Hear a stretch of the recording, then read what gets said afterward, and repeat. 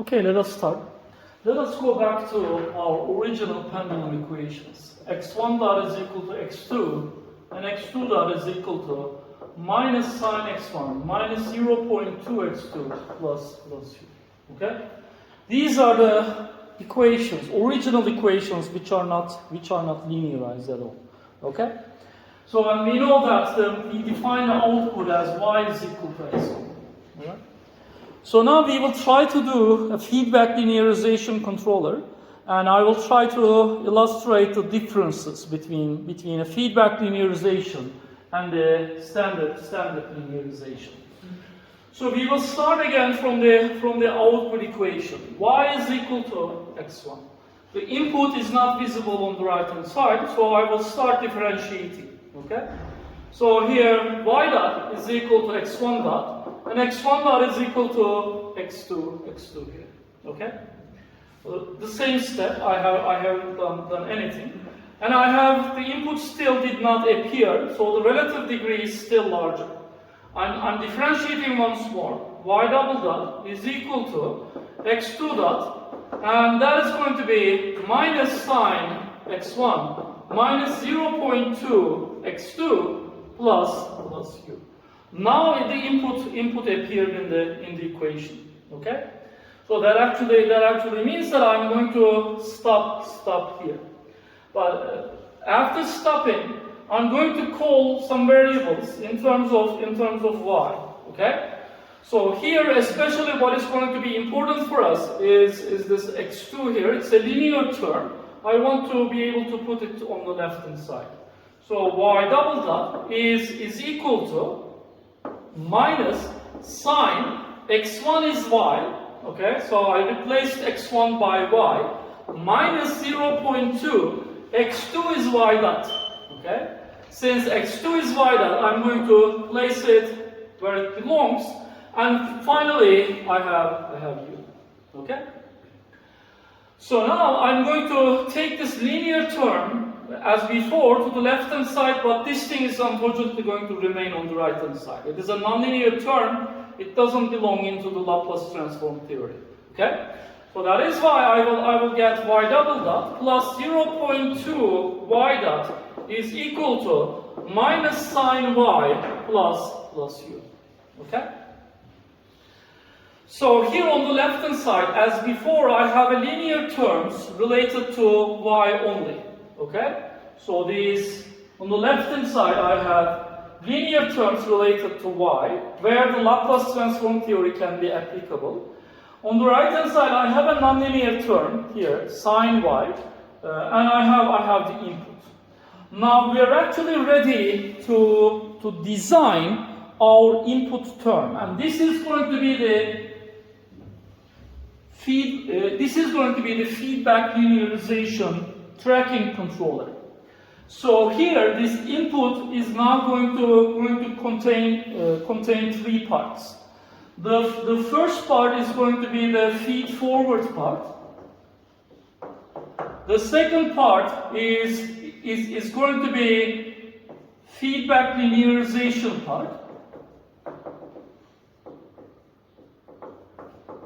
And finally, the last part is going to be a feedback error control part. Okay? Let us now try to write each of these terms.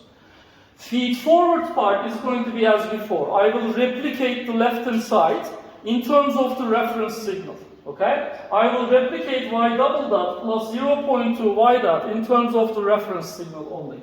Okay? So I will just therefore take here r double dot plus 0.2 r dot. This is the feed forward part. Okay? I want to, after substituting this u, I want the Laplace transform theory to be applicable. That is why I'm going to apply some linearization here. What I'm going to do in the second part is going to be the feedback linearization part, where I will cancel any nonlinear term on the right hand side by using feedback. Okay? That actually means that I have minus sine y here, which is a nonlinear term. I'm going to cancel this term exactly using feedback. That is why I'm going to add plus sine y here into my input, okay? That is going to be the feedback linearization part, which is going to make us get rid of this term completely, okay? Without any error. And then I have feedback, this is called feedback linearization part. And I'm going to also add feedback error control as before. I will include error terms K0E plus K1 E dot. And I'm going to increase the order of the derivatives here until the derivative order 1 less than the derivatives on the left hand side. Okay? So here, if there was a y triple dot here, I would have added one more term here, which is K2 E double dot. Okay, I would have continued in that way. And this part is called the feedback error control part. Okay? So now actually, I can actually try to draw a block diagram of this controller now.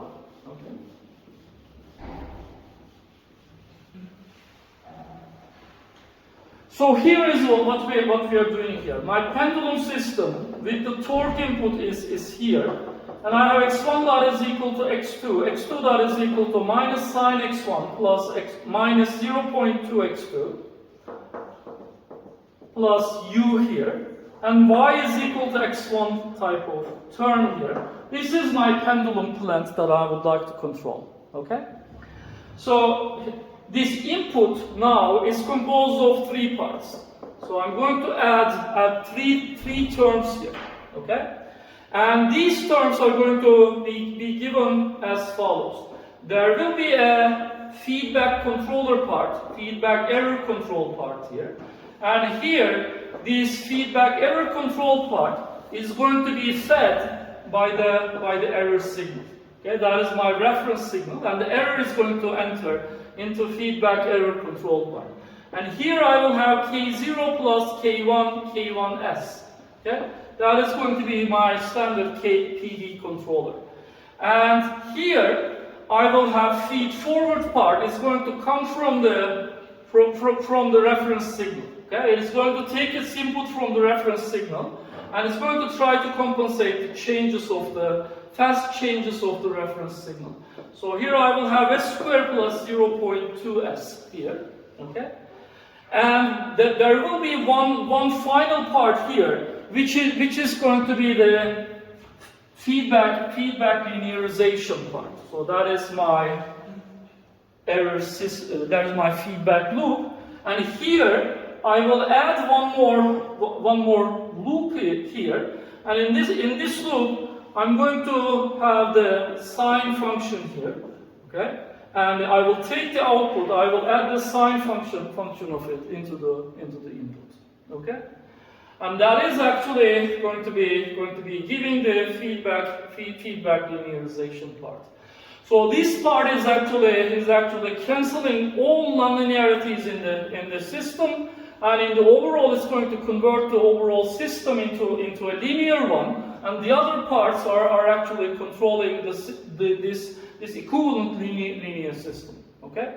This is called a feedback linearization based tracking controller. Okay? Now I'm actually ready to actually substitute this input term into my system equation. Remember what we have found. We have found y double dot plus 0.2 y dot was equal to minus sine y plus u. Okay? Now instead of u, I can substitute this right hand side here. That is going to give me the closed loop system. Okay? If I substitute this input into, this is my open loop system. Okay? Without any control. Okay? That is from u to y. That is this system. And when I substitute this controller, all of these 3 terms into this, I will get an equation for the closed loop system. Okay? That is why I will erase this u and I will add these terms. R double dot plus 0.2 R dot plus sine y plus k0e plus k1 e dot here. Okay? So we see here the thing that we would like to do, and the sine y's are actually cancelling each other. That is how the feedback linearization works. And when those nonlinear parts are actually cancelled, the resulting equation is totally linear now. Okay? That is what the feedback linearization does. And now I'm actually ready to actually take care of all of the other terms. So now I will actually take the R signals, the reference signals to the left hand side, to write these y minus r double dot, and I have plus 0.2 y minus r dot is equal to, the rest of the equation is k0e plus k1 e dot. Okay? I know that these signals are nothing but the negative of the error signal. So here these are minus e double dot minus 0.2 e dot is equal to k0e plus k1 e dot. Now I can take all of these negative terms to the left hand side to get the following equation. E double dot plus k1 plus 0.2 e dot plus k0e is equal to 0. As before, I have obtained my homogeneous differential equation representation of the error signal. I want this error signal to converge to 0 with the time constant tau is equal to 1 seconds and omega t is equal to 1 radians per second. If I wanted the time constant not 1, but if I want the time constant to be 2 seconds, where would I choose my poles? If the required time constant was 2 seconds, in that case, where should be my closed loop, my error dynamics poles in that case? In that case, I would have the error dynamics poles at -1/2 plus minus j. But here, the time constant is, so it's always going to be the reciprocal. This is a time domain quantity. So to convert this into frequency domain, to convert it into S, I need to take a reciprocal of it. Okay? That is why if the time constant was 2 seconds, in that case, I would have needed to invert it. Okay? Silgi de gitti, sınıftaki her şey gitti. Silgi de elimde kaldı. So here we know where we would like to place the poles here at -1 plus minus j, and the desired polynomial is going to be as before. D of s is s squared plus 2s plus 2. Okay? And we know what the characteristic polynomial here is. It is s squared plus k1 plus 0.2s plus k0. Okay? And in this case, we see that the coefficients that we have to find, they are going to change slightly from the previous case. Okay. So here, k1 plus 0.2 is going to be equal to 2, and k0 is going to be equal to 2. k0 is 2 here, and k1 is 1.8 as before. Okay. So here, this controller that I have placed here is going to be 2 plus 1.8s. Remember, in the earlier case, this was 1 plus 1.8, but it was because of the fact that we linearized this and we added it into the feedback error control part. Now because we are canceling the sine part of the system. Here, this proportional controller part of the PD controller turned out to be just 2. Okay? So now, in this analysis, there was no approximation at all, okay?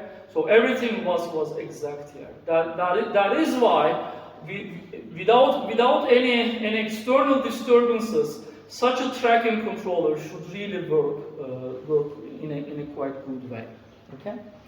So now we are actually ready to be able to see, or try to see at least, try to see what is happening here. So now in the same video I'm actually closing the standard linearization part, and then we are just opening the feedback linearization part. And here in the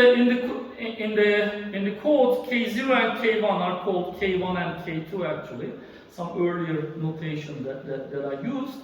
And what I'm doing is that in this case the controller has also sine x1 part inside it, and that is actually cancelling what the nonlinearity in the system. And then we are running this. Here I have again A is equal to one case where we have minus 60 plus 60. We have again perfect performance almost in this case.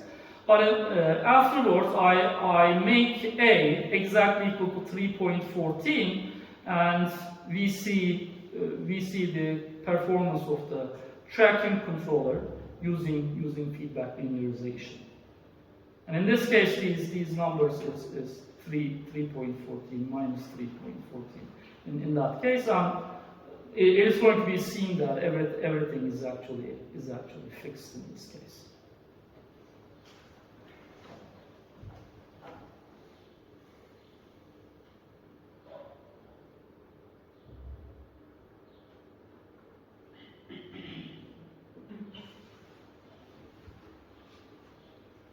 So do I try anything else?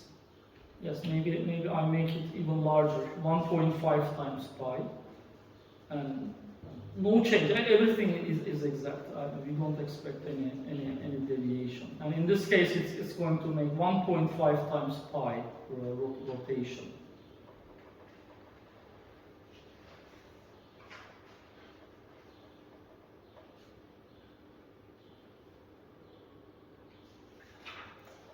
Okay.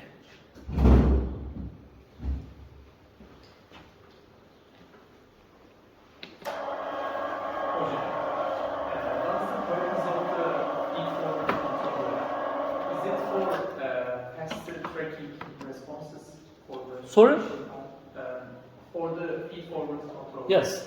Is it for faster tracking responses? Yes. In general, for a feedback controller to act, there has to remain some error. Okay. For this feedback controller to be able to act, there should be an error in the system. So by putting a feed-forward controller, you can actually try to compensate for the fast changes in the reference in a much easier way. If without the feed-forward controller, if there was a fast change in the reference signal, in such a case, there appears some error in the system, and only then the feedback controller will be able to compensate for that. Now, if there is a fast change in the reference, these derivatives would get quite large, and they would actually apply much larger torque to the pendulum to fix that fast changes in the reference signal. Okay, so this is actually helping the feedback controller to compensate for the fast changes in the reference signal in a much faster way than without the feed-forward controller.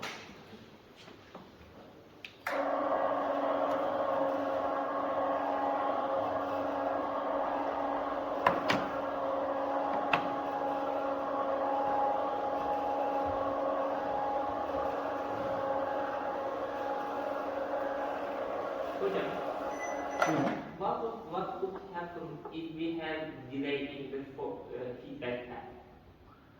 if we have a delay in the feedback path, in that case, that usually changes the performance of the system in a quite bad way. Okay, so here a delay means the following. So if you have, maybe I can understand. A delay is something like this, e to the minus st, okay? And I could actually write this thing as 1 over e to the st, and this is going to be approximately 1 plus, I can actually 1 plus st type of term. This is approximately the effect of the delay, okay? So, sorry? Yes, that is exactly that one. There are several approximations of e to the minus st, where you can use it. It's going to add a pole, but this is a first order system and this is a low pass system, which means that this is going to slow down the system response. System will not be able to respond in a fast way to the changes in the system. And if you actually look at in terms of the frequency response of the system, this is going to be e to the j omega t. So this is going to subtract some phase from the system, which is going to make the phase margin of the system much smaller than before, and it's going to make if you make this delay large, you will actually encounter instability in some cases. So if the delay is large, it can even make the closed loop system unstable. So it has the type of behavior which would make everything bad, unfortunately, a delay. Does the more controllers are more sensitive to delay, or the linear ones are more sensitive? Well, if you look at feedback linearization type of controllers, their sensitivity are more like not to the delays but to noises, for example. If there is some noise in the reference signal, those noise terms are going to be amplified in these derivatives. Okay, and these derivatives they are high pass systems actually. And these high-pass systems will amplify the noise, and that is going to enter as an input noise to your system. So that is a type of sensitivity for a feedback linearization type of controller. Another sensitivity is the following. Sometimes you don't know the coefficient in front of this sin x. Remember, in the pendulum we might have mgl over j type of term in front of sine. Okay, what is going to happen if this parameter is not exactly 1? If this parameter, let us say, is minus 1.1, for example, okay, and if you assume that it is 1, this cancellation will not work, unfortunately, exactly. There will remain some nonlinear terms still in the loop, and they're going to act as a disturbance to your controller. So a feedback linearization type of controller is sensitive to unknown parameters in your system. You will not be able to make this cancellation if you don't know this coefficient exactly. Okay? That is why you are going to be remaining sensitive to unknown parameters in your system, and furthermore, it is actually going to be quite sensitive to noise signals in your loop. Because here you have the second order derivative is quite difficult to implement in a practical system. And it's a non-causal system actually. In order to be able to implement this, we usually add some dummy poles to such transfer functions, where we place the poles quite to the left of the zeros here. But still, we will not be able to implement this second order derivative and first order derivative exactly actually. These are going to we will be able to implement these only using some approximations, and those approximations will affect the performance as well. So this thing in theory it looks quite good and neat, but in practice there are many difficulties that you should overcome before this can be practically useful. Okay?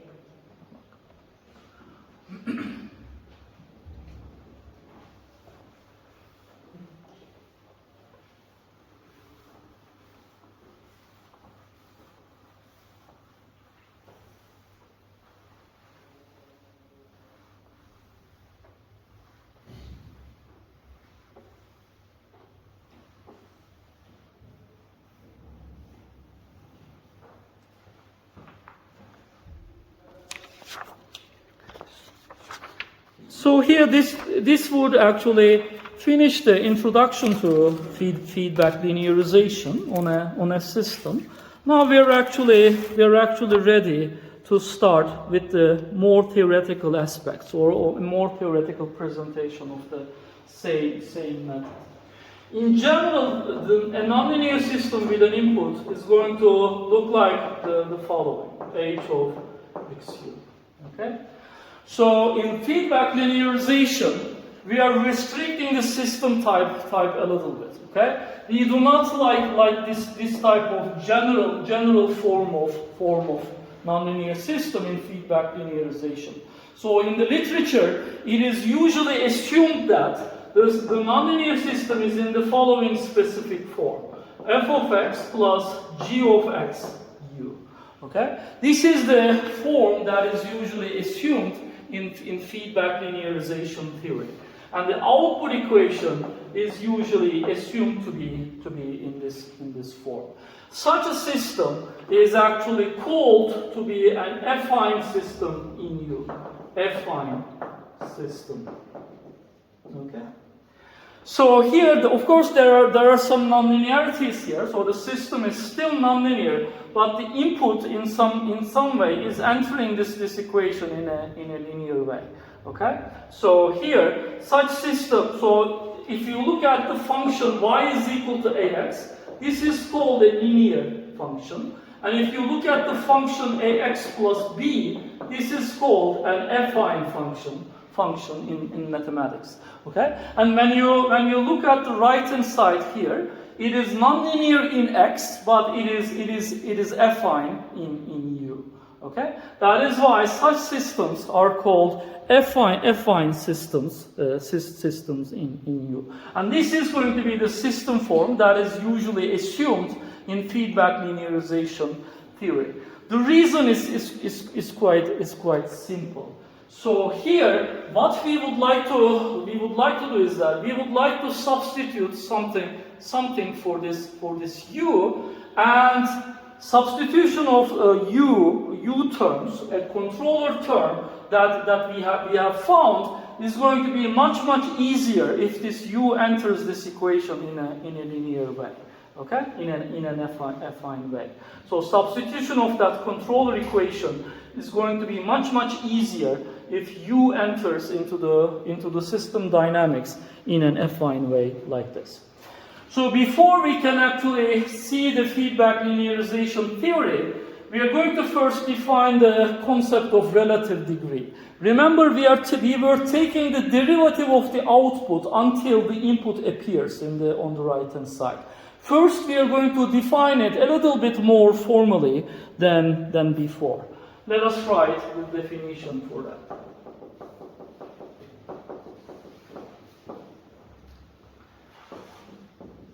Consider the affine system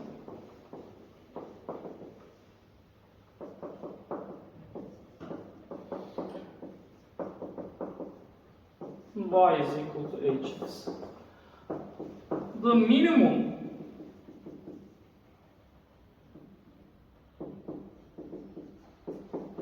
number of times we need to differentiate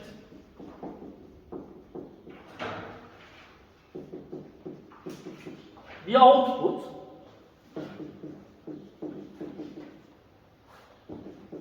y with respect to time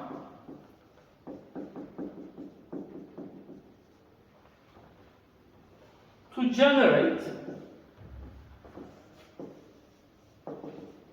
an explicit relationship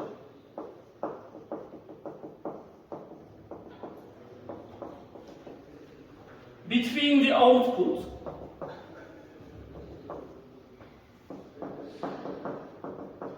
y and the input u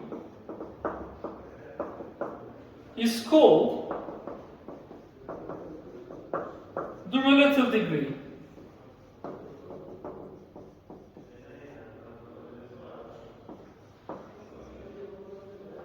RD of the system. Okay? That is the definition of the relative degree.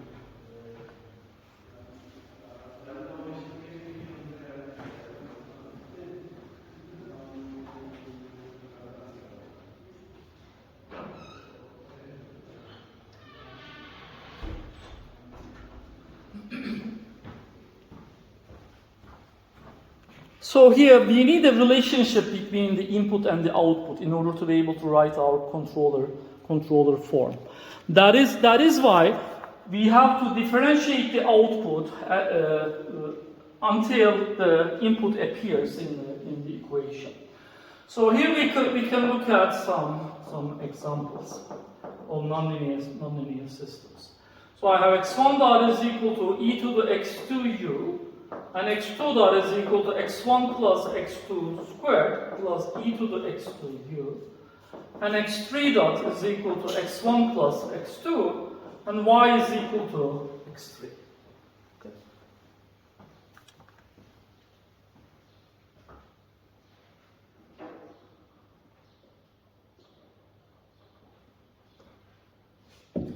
So now the task is to find the relative degree of this system. Sometimes input might appear in the output equation. In such a case, relative degree is 0. Okay? So if the input was directly visible in the output equation, then the relative degree of such a system would be 0. I need to differentiate 0 times. Okay? So here, the input is not visible in the output equation. That means that I need to take the derivative. So we have y dot is equal to x3 dot, and x3 dot is equal to x1 plus x2. Okay. Still, the output, the input is not visible on the right hand side of the equation. That means that I'm going to continue taking the derivative here. So y double dot is equal to x1 dot plus x2 dot, and that is going to be read from this equation, e to the x2u, which is x1 dot, plus x1 plus x2 squared plus e to the x2u. Okay? So here I could take the parentheses of 2 e to the x2u here to give me an explicit relationship between y and the input u. Okay, this is a differential relationship between the input and the output. That is why this system, I can actually say that RD is I need to differentiate twice before input appears in this equation. So relative degree of this system is actually equal to 2.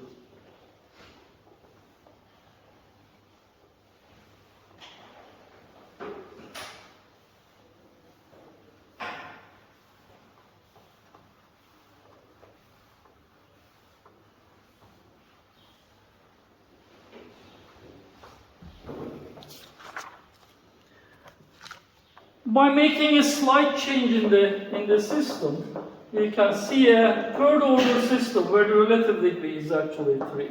I have x1 dot is equal to minus e to the x2u, and x2 dot is equal to x1 plus x2 squared plus e to the x2u, and x3 dot is equal to x1 plus x2. And y is equal to x3 is our output. Let us try to find the relative degree, and in this case we will see that the relative degree is going to be larger than 2. Okay? Because there will be a cancellation in the second order derivative. So I have y dot is equal to x3 dot, which is going to be x1 plus x2. No input. Take the derivative once more, x1 dot plus x2 dot. And in that case I will just sum the right hand sides here, which is going to make these two terms cancel here, okay? And when those two terms cancel, I will get the resulting equation x1 plus x2 squared. Still, the input is not visible on the right hand side, so I'm going to take the derivative once more. So it is x1 dot plus 2 times x2 dot. Okay? I'm going to get this one. And that is going to give me minus e to the x2u plus 2 times x2, x1 plus x2 squared plus e to the x2u here. And in this case, I think the input will not cancel. So I will get 2x2, x1 plus x2 squared plus 2x2 minus 1 e to the x2 u. And in this case, there is not full cancellation of u, and I could get a relationship between y and u here from this equation. Okay? That is why, in this case, relative degree is going to be equal to 3 for this example system. Okay.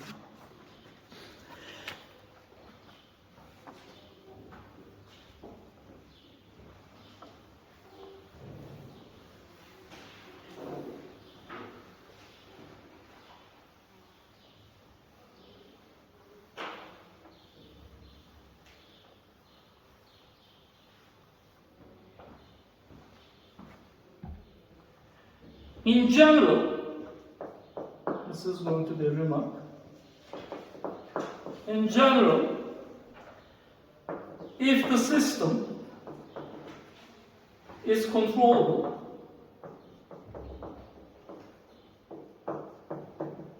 then we have not defined what controllability is here in this context. For a nonlinear system, it's quite difficult to define controllability.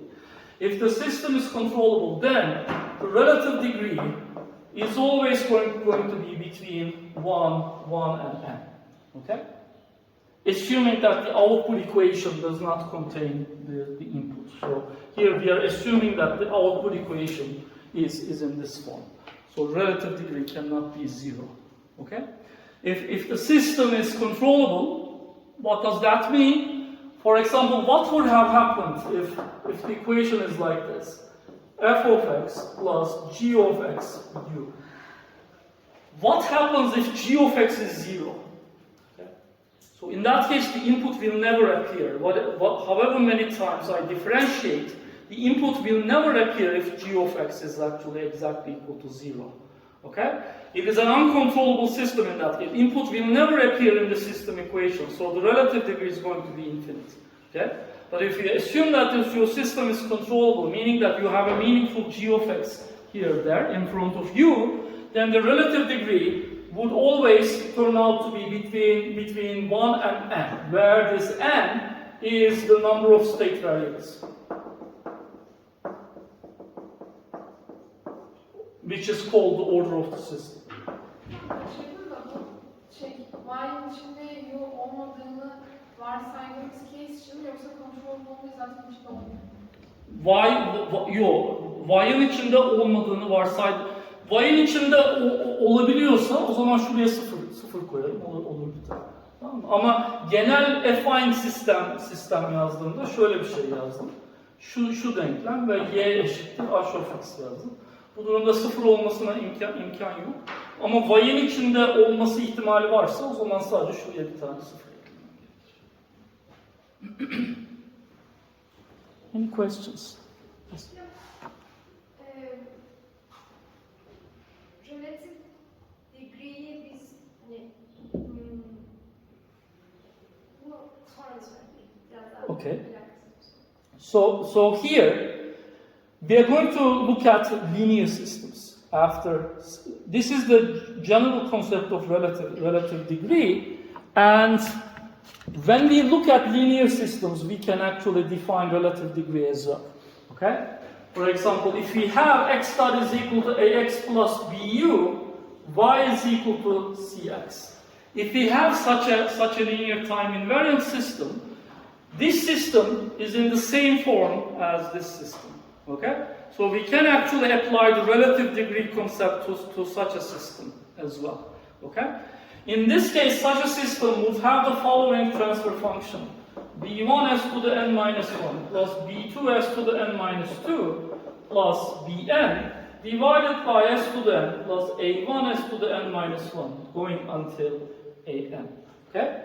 If it's a linear system that we are working with, in that case we can define a transfer function for it. Okay? Transfer function representation, it's applicable in the case of a linear time invariant system. Okay? And here, let us say that n is the number of zeros. Okay? Let us say that n is the number of poles. Okay? when we constrain ourselves to linear systems like this, we will actually see that relative degree is going to be equal to n minus n. Okay, number of poles minus number of zeros. Relative degree is going to be equal to n minus n. So I will try to illustrate this idea. So relative degree, when we go into linear systems, it's going to be something related to the number of poles and zeros of the system. I'm going to illustrate this on a specific state space representation in the next lecture. But that's going to be all for today. Thank you.